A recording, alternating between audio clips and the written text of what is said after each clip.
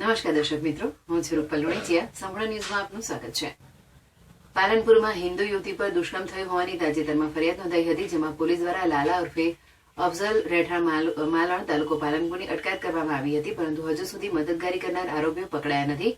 જેને લઈ પાલનપુર શ્રીરામ સેવા સમિતિના નેજા હેઠળ જુદા જુદા હિન્દુ સંગઠનો દ્વારા જિલ્લા પોલીસ વડાને તેમજ બનાસકાંઠા કલેક્ટરને આવેદનપત્ર આપી ફરાર આરોપીઓના તેમજ પકડાયેલા આરોપીઓના મોબાઈલોની ઝીણવટભરી તપાસ કરવામાં આવે તેમજ ફરાર આરોપીઓને ઝડપથી પકડવામાં આવે તેવી માંગ સાથે આવેદનપત્ર આપવામાં આવ્યું હતું, જેમાં પાલનપુર રામજી મંદિરના મહંત રાઘવદાસ બાપુ, શિવસેના અધ્યક્ષ કમલેશભાઈ મહેતા, અતુલભાઈ ચોકસી, સચિન જોશી સહિત મોટી સંખ્યામાં હિન્દુ સમાજના યુવાનો જોડાયા હતા. વિષય એવો છે કે કોઈ પણ સમાજની, કોઈ પણ ધર્મની કોઈ પણ દીકરી હોય, પ્રશ્ન આ એક દીકરી પૂરતો પ્રશ્ન નથી કે આ બનાસકાંઠા જિલ્લા કે પાલનપુરનો આ પ્રશ્ન નથી. આ પ્રશ્ન આખા દેશનો છે અને આખા દેશ નહીં, દેશ પરદેશમાં બી આ પ્રશ્નો અત્યારે થઈ રહ્યા છે. હિન્દુઓ પર ઠેર ઠેર હુમલા થઈ રહ્યા છે. તો શું સાબિત કરવા માગે છે લોકો?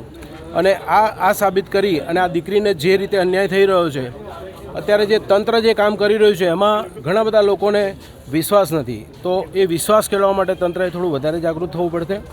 તમામ હિન્દુ સંગઠનો આની પાછળ કામ કરી રહ્યા છે અને બહુ ઝડપથી આનું રિઝલ્ટ મળે અને આ દીકરીને ન્યાય મળે એ સંદર્ભે. આ દીકરી એકમાત્ર ભારતની દીકરી છે, કોઈ પાલનપુરની કે બનાસકાંઠાની આ દીકરી નથી.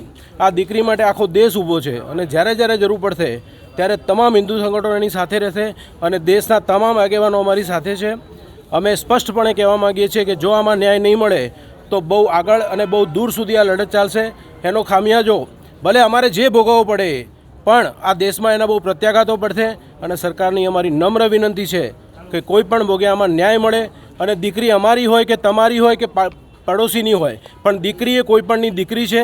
એમાં કોઈ પણ વ્યક્તિ આરોપી હોય, કોઈ પણ ધર્મના, નાત જાત કોઈ પણ હોય તો એને કડકમાં કડક સજા થવી જોઈએ એવી અમારી બધાની માંગ છે. જય જય શ્રી રામ. જય જય શ્રી